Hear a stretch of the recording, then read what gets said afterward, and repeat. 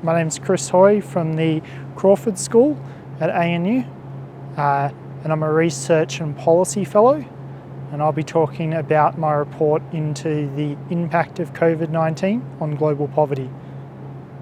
Recently, my co-authors and I released a United Nations University working paper that highlighted what the impact of COVID-19 is likely to be on global poverty.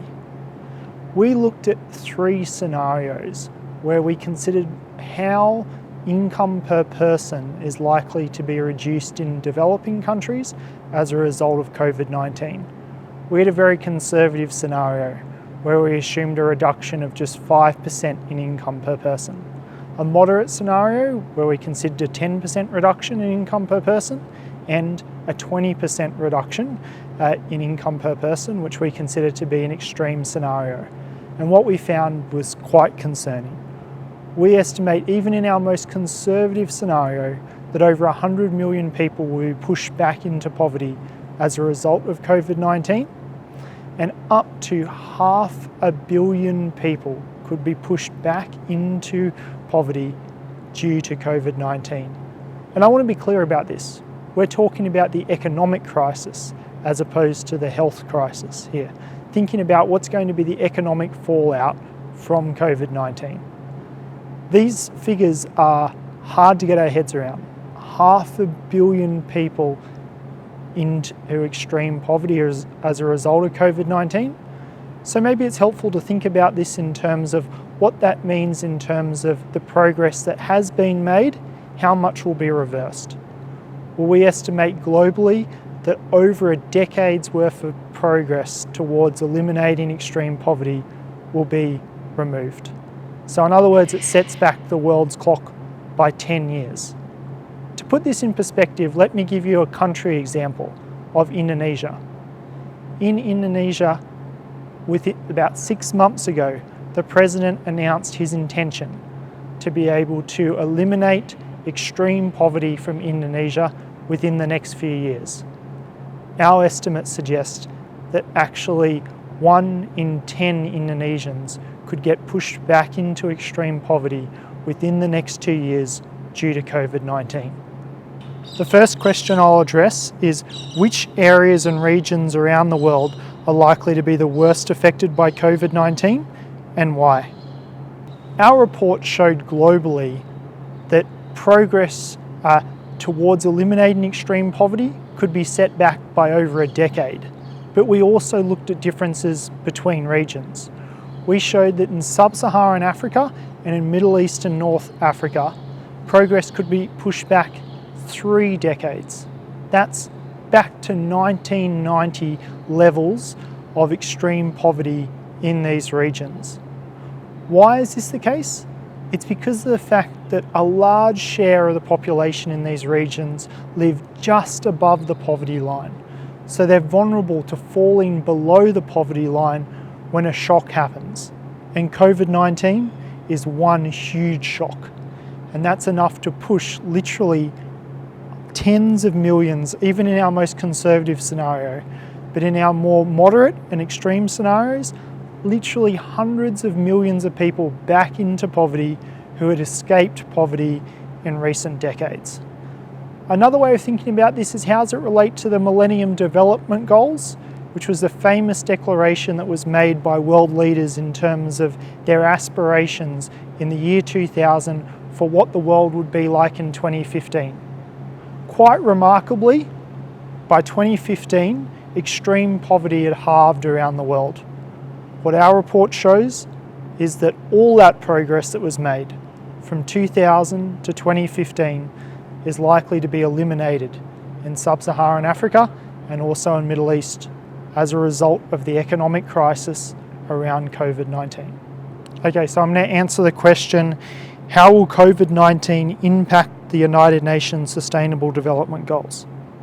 Globally, we have a set of goals. The Sustainable Development Goals, which were established in 2015 to have targets for what the world could be like in 2030, which all countries, high-income countries, middle-income countries, low-income countries, should be aspiring for.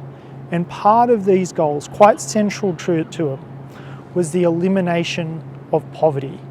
This is what the world was on track to achieve. This is what global leaders had planned to achieve by 2030. And what our report illustrates is that not only are these targets unlikely to be reached, we could actually be in a scenario still in 2030 to be worse than what we were in 2015. And potentially one of the most scary thoughts that I have had and realised some of the discussion that policymakers have been having on the world stage is that they're talking about delaying the Sustainable Development Goals, delaying them to beyond 2040 because those targets, those aspirations have been set back by over a decade. And our report takes a step in the direction to illustrate that that is not being a pessimistic outlook. That's actually highly likely to be the case, and delaying the Sustainable Development Goals may make sense, but that is just an indication of the economic fallout that we can expect, the reversal in progress that has been made in global development that is a result of COVID-19. My next question is, what can developing countries do to mitigate some of the impacts of the fallout? It's important to stress that our report isn't saying this is what will definitely happen. Policymakers have agency. They have the ability to be able to buffer the extent to which we see the kinds of impact on global poverty that our report points to. A most straightforward way to address this would be through the rollout of cash transfers to households across low and middle income countries. We can see in the case of whether it be Australia, in the US or elsewhere in high income countries, governments are responding by trying to get cash within the hands of everyday people, providing transfers to households. In low and middle income countries, those types of cash transfers are even more necessary. People do not have the kinds of savings or buffers that can exist in a lot of high income countries. A lot of people are living literally hand to mouth. They're not able to weather a shock such as what we can see in a country like India, whereby for a 6-week period people are being told they have to stay at home. Most people do not have the money sitting around their house to be able to actually get the resources they need to be able to feed their families, to educate their kids, to get basic medical supplies for that period of time. Cash transfers in these settings are not just a good idea, they're absolutely essential if we're going to see any kind of mitigation of the damage to global development that our report points to. The final question I'll answer is, what can Australia do to help developing countries affected by the crisis? This is a global crisis and it requires a global solution, and Australia has a role to play, not just addressing the economic crisis within Australia's borders, but also outside. Because the reality is that Australia will never be safe or immune from COVID-19 when Australia is part of a region whereby a lot of countries are suffering huge economic crises as well as health crises as a result of COVID-19. So a lot of people ask, what can Australia do? Well, I think Australia can obviously maintain and increase spending on aid.